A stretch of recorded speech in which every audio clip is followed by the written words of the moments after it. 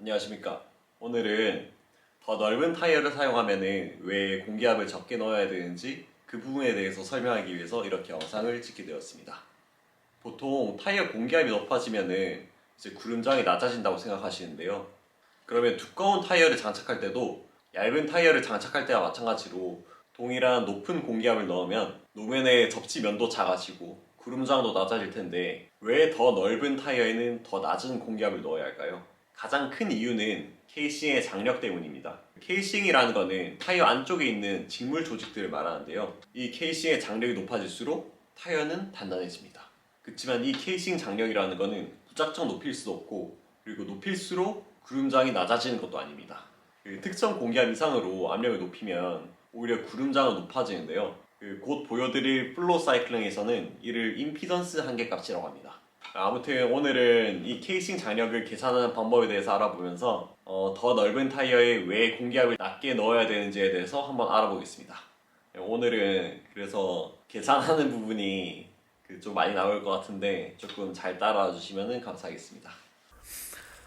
네, 갑자기 이런 그림이 나와서 좀 놀라셨을 텐데 이게 좀 어쩔 수가 없습니다. 이게 어떻게 계산할 거냐면은 휠이 있고 이 타이어가 휠을 감싸고 있잖아요. 그때 타이어를 이렇게 자른다고 했을 때 타이어를 길게 늘려뜨려 보면은 자른 타이어 길게 늘려뜨려 보면은 원통형이 되겠죠. 이렇게 원통형이 됐을 때를 가정해가지고 이제 공대생들은 잘 알고 있을 재료역학의 원통형 압력 용기에서의 응력을 이용해서 타이어, 그러니까 원통형 외부의 응력을 계산할 수 있습니다. 이 응력이 뭐냐면은 이제 어떤 네모나 나무 블럭을 손으로 좌우로 이렇게 눌렀을 때, 압축을 했을 때 이 모재는 안정적으로 가만히 있잖아요. 하지만 얘는 좌우로 힘을 받고 있단 말이죠. 그럴 때 이 모재 안에 작용하고 있는 힘을 응력이라고 생각하시면 됩니다. 이것도 전공자들 한테 말한다고 하면은 좀 논란이 될 수 있을 것 같긴 한데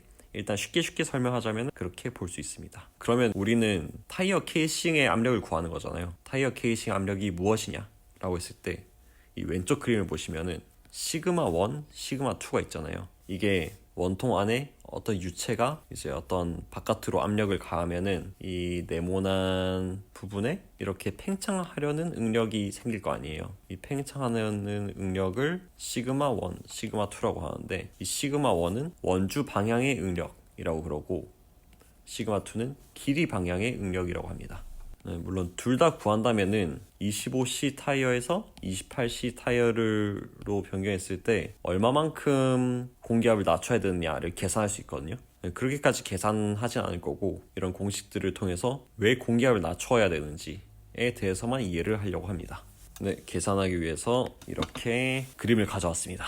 되게 복잡하다고 생각하실 수 있는데 그렇게 복잡하지 않거든요. 일단은 요 알파벳에 대해서 설명을 드리자면은 요 T 같은 경우에는 두께입니다. 이 원통형 모재의 요 두께를 말하는 거죠. 그리고 여기서 R 같은 경우에는 반지름을 뜻하고요. 여기 R이 있죠? B 같은 경우에는 요 길이를 나타냅니다. 그리고 여기서 P는 원통형 압력 용기 안에 있는 유체의 압력을 말하는 거거든요. 이렇게 쉽게 말하면은 타이어의 공기압이라고 생각하시면 됩니다. 그리고 P1은 뭐냐? P1 같은 경우에는 요 네모난, 그러니까 모체의 두께를 제외한 이 안쪽 부분에 작용하는 힘을 말하거든요. 요쪽 방향 화살표인 거죠. 요쪽 힘인 거죠. 이걸 P1이라고 하고 이제 시그마 1 같은 경우에는 이제 밑에 사진에 나와 있는 이 원주 방향의 응력을 나타냅니다. 그렇게 했을 때 이 왼쪽으로 향하는 요 화살표 원주 방향의 응력과 이 P1은 평행이 되거든요. 왜냐면은 말씀드렸듯이 이 원통형은 안정된 상태를 유지하고 있으니까요. 이 P1과 시그마 1을 같다고 했을 때 P1은 2PBR, 그러니까 2PBR이죠. 이건 P1이고 2PBR은 시그마 2BT와 같습니다. 요 2PBR이 어떻게 나왔느냐? 압력을 어떻게 구할 거냐면은 요 가로 곱하기 세로 곱하기 이쪽 유체의 압력으로 구할 거거든요. 그래서 이제 B 곱하기 이건 이제 반지름이 R이니까 요건 2R이겠죠. B 곱하기 2R 곱하기 유체의 압력 P죠. 그러니까 2PBR이 되는 거죠. 2PBR. 그리고 P1과 똑같은 힘 반작용으로 나오는 힘은 요 화살표 요 힘이거든요. 요건 어떻게 구하냐면은 이 모재의 두께 곱하기 이 B 곱하기 시그마인 거죠. 근데 위 아래 두 개가 있으니까는 곱하기 2를 해주시고요. 그래서 시그마 1 곱하기 2 곱하기 BT인 거죠. 라고 했을 때 우리가 사실 제일 처음에 구하려고 했던 게 뭘까요? 바로 시그마 1이죠. 그러면 이제 시그마 1은 EPBR EBT죠. 그러면 이제 없어지고는